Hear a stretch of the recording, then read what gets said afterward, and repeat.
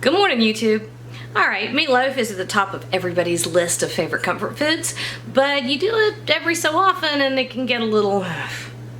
What if I show you how to shake it up and wake up the flavor to be something new, but still just as rich, delicious, and comforting as ever? Let's do an Italian sausage meatloaf that will knock your socks off. Alright, let's cook, y'all. We've got a family to feed.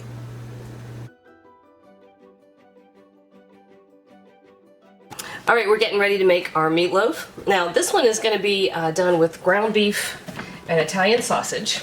Been playing around with different types of meatloaf recently, just to kind of try to shake things up, because it's fun. This one's pretty delicious. Alright, so we're going to take one bell pepper. You can use green, red, yellow. I happen to have an orange one. And we're dropping it in our food processor. If you don't have a food processor, go ahead and mince it up really fine, or run it across a box grater. You want the moisture released.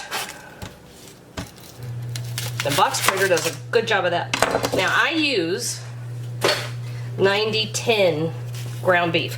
That means it is 90% lean, 10% fat, which if you're talking about a meatloaf, that's actually not very much fat.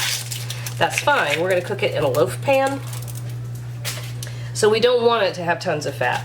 But the risk with not having a whole lot of fat is not having a whole lot of flavor, or having a very dry meatloaf, okay? So that's what these veggies are for. Originally, a meatloaf was a way to really stretch some amount of beef. Well, it still is, actually. But you also want to make sure that you've got lots of good flavor. Alright, so now I've got these little Roma tomatoes. These are grown in my own garden, so they're not really consistent in size. If you go to the grocery store and you get those vine-ripened tomatoes, this is the equivalent of about 4 of those, right? Because that's a whole one. That's as big as that is, okay? Or 3 or 4 Roma tomatoes right in there. And then I just smacked some garlic and took the skin off, right like that. So I'm dropping that in here. And 1 egg. And this is kind of fun. I was digging around online looking for some ideas, and I came across a meatloaf that used cream of wheat cereal instead of oatmeal. Now I've got a big fat handful of Italian parsley. A little more Italian parsley. There we go. And I thought that was a great idea, so I tried it, and it really was good. I really like it. So that's half a cup. And Ricky has once again put my Worcestershire where I can't reach it. Crap. Hang on a minute. Alright, I'm irritated because I thought my camera was running and it wasn't. And I put in a tablespoon of Worcestershire and a teaspoon and a half of black pepper. So that's really all you missed, but still. Alright, so I've got 2 teaspoons of kosher salt and a half a teaspoon of crushed red pepper flake. Now, the Italian sausage has a lot of flavor, and we're adding a lot of flavor here, but you do want to make sure that everything is well seasoned, okay? So at this stage, put this top on there. Put the top on.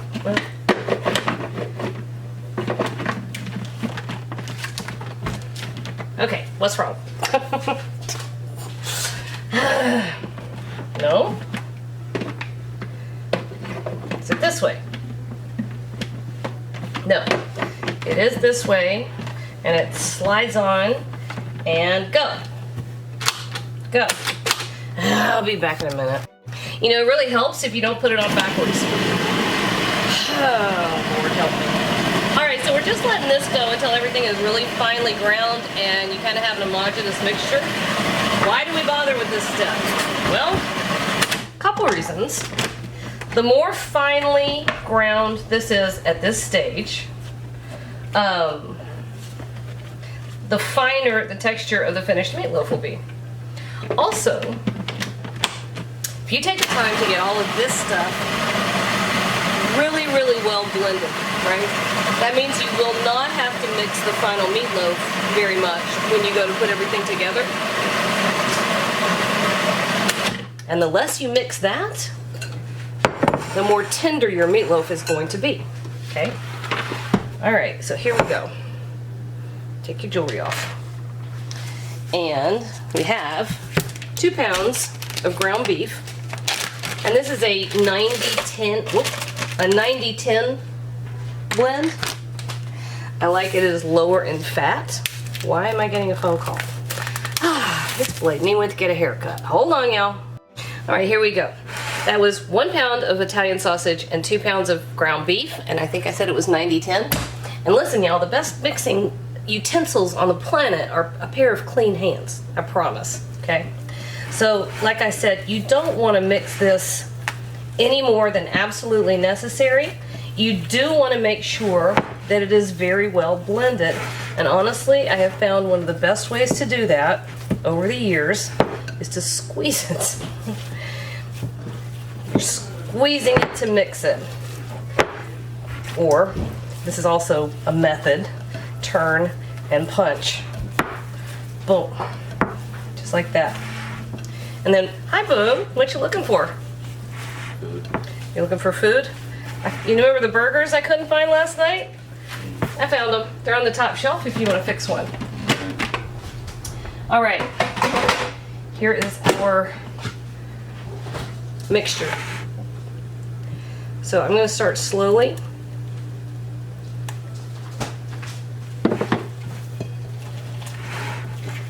And add just a little bit.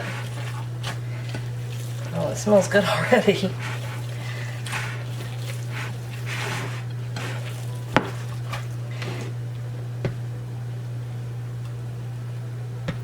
Trying to mix it as thoroughly as possible, but no more than absolutely necessary.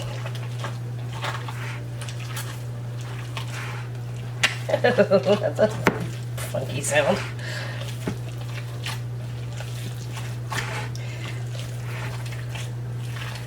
And that might be,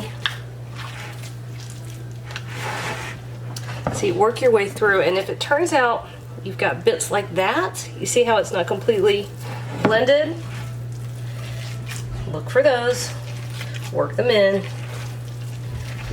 so that you have a nice, homogeneous mixture.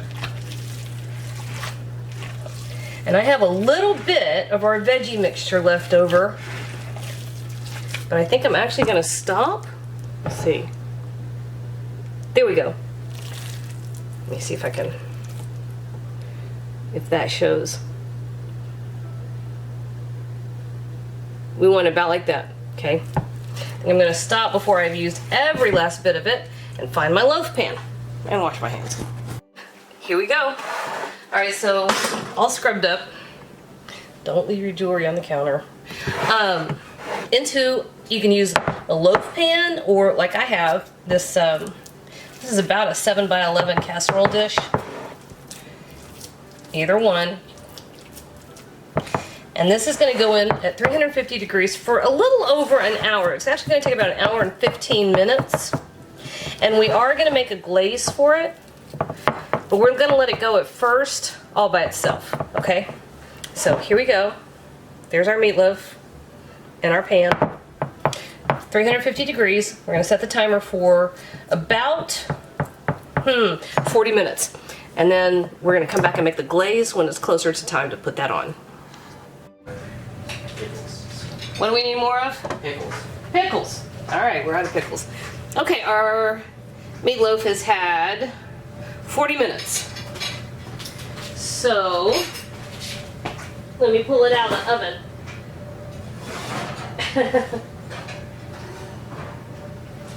Ooh, hot. All right. So then, well, I'm slipping. Okay, so this is what we look like now. Just like that.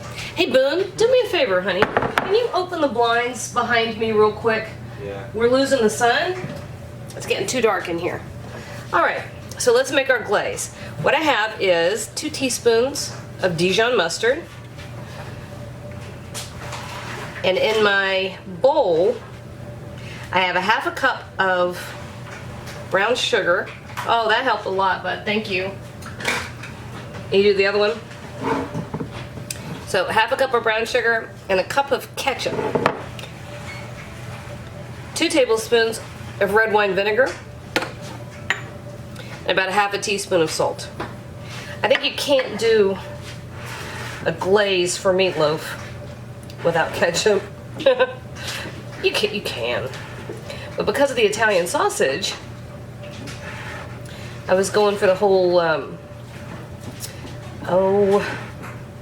agrodolce.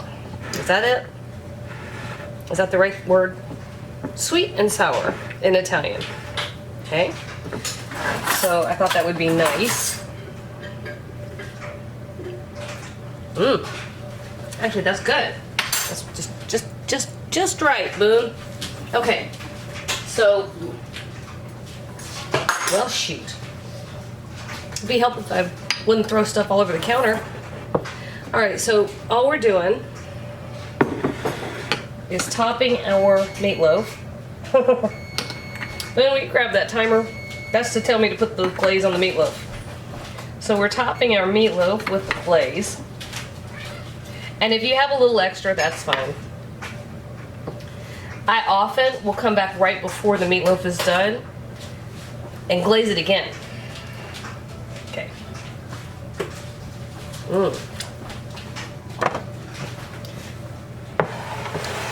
So, actually, this will work better.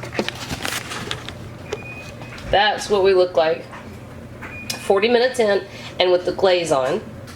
Now, right back into the oven for another 30 minutes.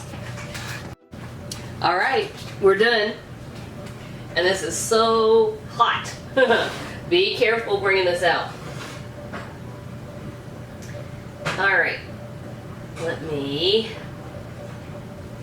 get this out. Woo! Can you see that? That's hot. Okay, so that's what we look like coming out of the oven. That is gorgeous.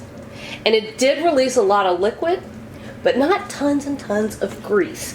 So here's what we're gonna do. Nothing.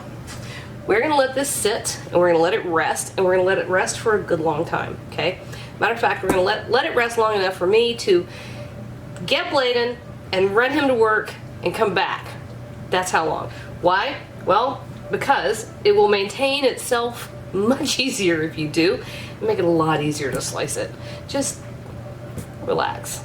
It's all right. All right, nice and rested. Now, the other thing about this is that, hi, Boone. You can come on in. The other thing about this is if you give it time to rest, the juices are going to stay inside just like it does when you have a roast, right? Right. And your results are going to be better all around. Oh my gosh. That's beautiful.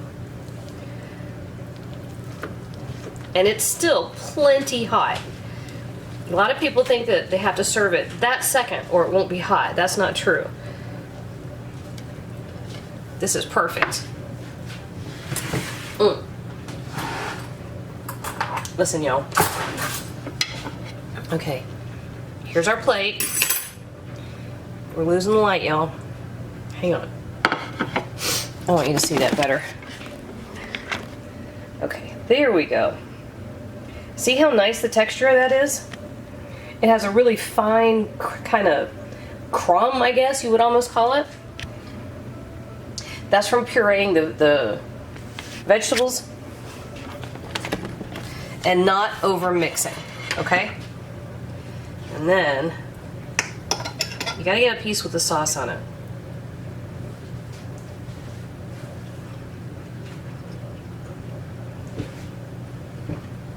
Holy cow. Y'all, that's one of the best meatloafs you'll ever eat. Dang.